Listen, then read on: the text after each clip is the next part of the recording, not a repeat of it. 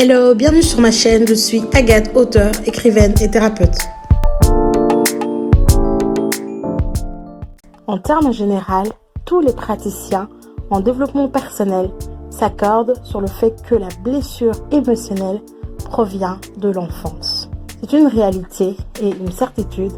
Certes, au cours de ta vie, tu connaîtras d'autres blessures émotionnelles, mais n'oublie pas qu'elles n'auront d'autre origine que ta propre enfance. Tu dois sûrement te demander, qu'est-ce qu'une blessure émotionnelle? La blessure émotionnelle est une souffrance émotionnelle souvent présente dans l'enfance. C'est un moment de vie où l'émotion créée a été si intense qu'elle est restée gravée dans ton cerveau et dans ton corps. Il faut donc bien comprendre que la blessure émotionnelle est une énergie non étendue, c'est-à-dire qu'elle est non autorisée, non libérée et non exprimée au cours de ton enfance. Celle-ci va alors stagner dans ton corps et dans ton cerveau. Cela t'amène sur le chemin de vie dont tu ne veux pas, mais dont tu ne peux pas sortir.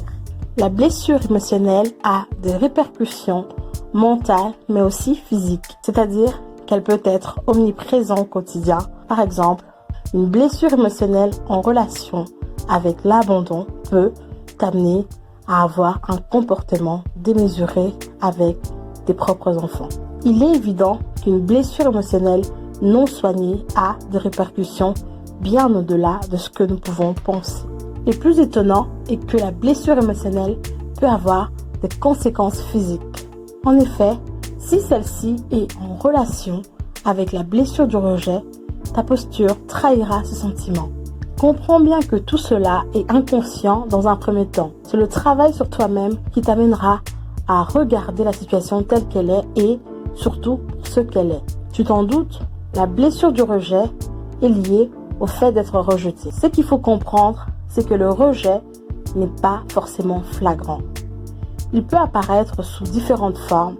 Par exemple, tu es le benjamin de ta famille, donc communément appelé le dernier. L'attitude de tes proches peut être de te protéger en te mettant à l'écart de prises de décision importantes de la famille. La blessure de rejet peut entraîner une remise en question sur ta propre identité ainsi que ta place au sein de la communauté. Tu feras tout pour être accepté, quitte à modifier ta personnalité. Cela te paraît peut-être un peu excessif. Sache tout de même que la perception négative des événements par un enfant modifie grandement son comportement.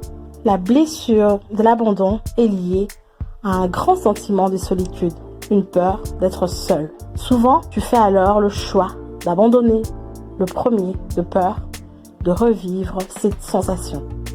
Tu abandonnes tes projets, tu abandonnes ton conjoint, ainsi tu peux anticiper les effets de la blessure. La blessure de la trahison est la crainte de faire confiance.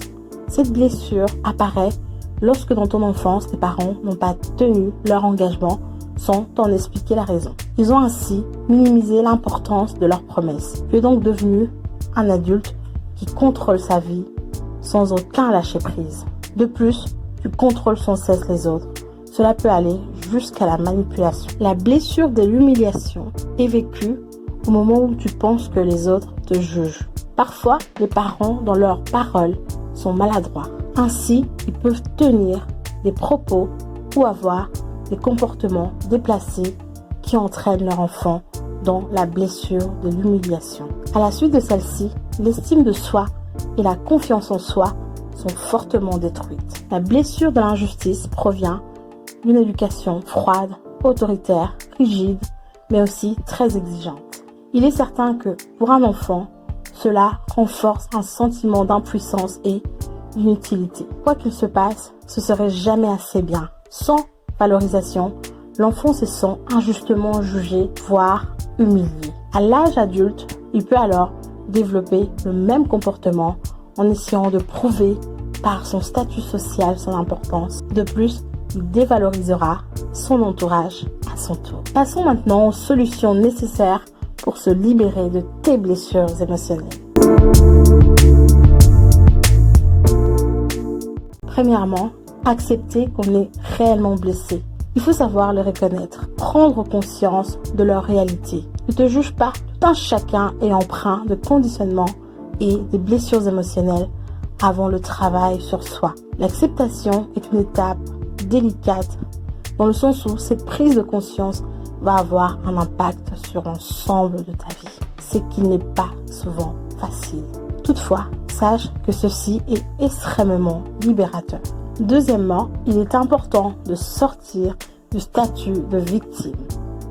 Lorsque tu as vécu des situations injustes et difficiles, il est normal de tendre vers le découragement et l'apitoiement sur soi.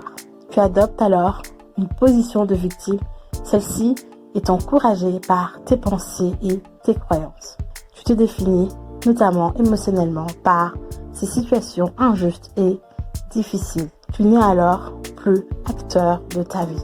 En sortant de ton statut de victime, tu te responsabilises tout en reprenant les rênes de ton destin. Troisièmement, c'est donner le temps de cicatriser.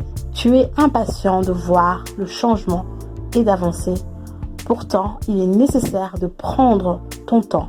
N'oublie pas que le voyage est tout aussi intéressant que la destination. Alors, prends le temps de travailler sur toi-même. Pour finir, apprends à t'aimer et à t'accepter. L'estime de soi et la confiance en soi sont indispensables pour créer des nouveaux chemins neuronaux à ton chemin de vie. Lors d'une blessure émotionnelle, l'estime de soi est fortement détruite. Il est alors essentiel de retrouver cette estime de soi pour vivre positivement. Tu peux donc utiliser pour cela les affirmations et les pensées positives. Je t'offre donc un PDF de 12 citations positives. Le lien est juste en barre d'infos. Si tu as aimé ma vidéo, n'oublie pas de t'abonner, de liker et de partager. À très bientôt.